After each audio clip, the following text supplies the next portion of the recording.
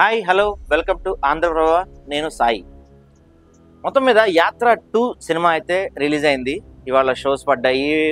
దానికి కొంచెం mixed talk వచ్చిందని చెప్పొచ్చు.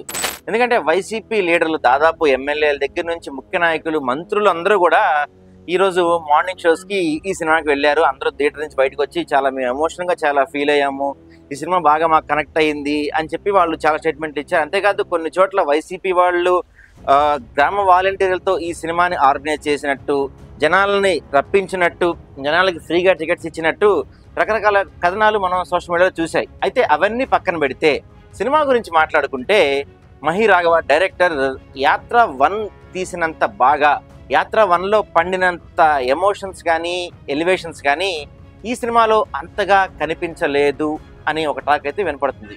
అంతేకాకుండా మెయిన్గా వినపడుతుంది ఏంటంటే యాత్ర 1లో వైఎస్ రాజశేఖర్ రెడ్డి ఎందుకు పాదయాత్ర చేశారు, ఆయన పాదయాత్ర చేయడానికి కారణాలు ఏంటి, అధిష్టానం మీద ఆయన ఎలా ఉండేవాళ్ళు, అధిష్టానంతో ఆయన ఎలా ఉండేవాళ్ళు, ఆయన సన్నిహితులతో ఎలా ఉండేవాళ్ళు, విరోధులతో ఎలా ఉండేవాళ్ళు అని చెప్పి ఆయన పాత్రను Mammootty as it is screen మీద ప్రజెంట్ చేశారు. అంతేకాదు అందులో వైఎస్ చనిపోయే సన్నివేశాలు కానీ మిగతా సన్నివేశాలు చాలా ఆకట్టుకున్నాయి. ఆ సినిమా వైసీపీకి ఖచ్చితంగా రాజకీయంగా కొంత మైలేజ్ ఇస్తుందని చెప్పొచ్చు. అయితే యాత్ర 2లో కూడా సేమ్ మమ్ముట్టి హైలైట్ సీన్స్ ఉన్నాయంట. అంతేకాకుండా ఎలివేషన్స్ అద్భుతంగా పడినాయి ఈ సినిమాలో.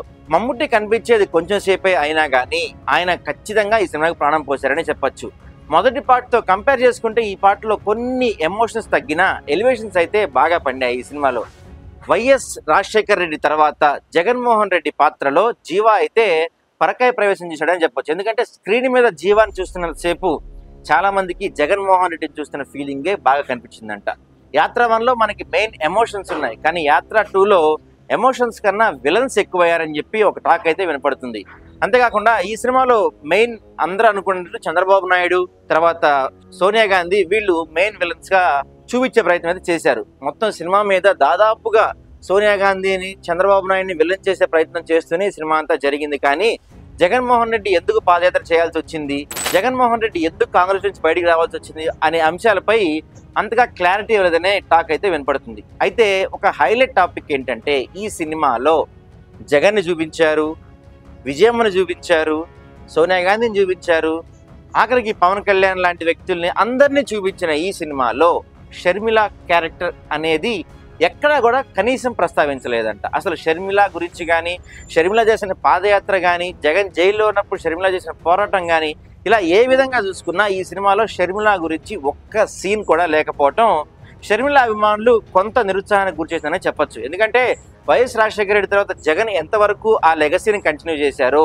ఎంతో కొంత దాంట్లో షర్మిల పాత్ర కూడా బలంగా ఉందని చెప్పొచ్చు. ఎందుకంటే జగన్ 16 నెలలు జైల్లో ఉన్న కాలంలో పార్టీని తన భుజాలపై వేసుకొని పాదయాత్ర చేసిన సందర్భాలు కానీ రకరకాల సందర్భాల్లో కానీ షర్మిల ప్రస్థానం గురించి ఖచ్చితంగా చెప్పుకోవాల్సిన అంశాలు చాలానే ఉన్నాయి. కానీ ఈ సినిమాలో షర్మిల ప్రస్తావన కొంచెం కూడా లేకపోవటం కొంచెం షాక్ అనే చెప్పొచ్చు. అయితే ఇవన్నీ పక్కన పెడితే సినిమా పరంగా చూసుకుంటే ఈ సినిమా కొంచెం పొలిటికల్ ఎంటర్టైన్మెంట్గా బాగానే ఉందనే టాక్ అయితే జనాల నుంచి వినిపిస్తుంది. అంతేకాకుండా జగన్మోహన్ రెడ్డికి ఈ రాబోయే ఎలక్షన్స్లో ఈ సినిమాతో ఎంతో కొంత బూస్టప్ ఇస్తుంది, కొంచెం మైలేజ్ ఇచ్చే అవకాశాలు ఈ సినిమాతో బాగానే ఉన్నాయని ఫ్యాన్స్ అయితే మాట్లాడుకుంటున్నారు. మరి చూడాలి ఈ సినిమా పరంగా ఎంతవరకు హిట్ అవుతుంది, పొలిటికల్ మైలేజ్ ఎంత తెస్తుంది అనేది మనకు కొన్ని రోజుల్లో తెలుస్తుంది.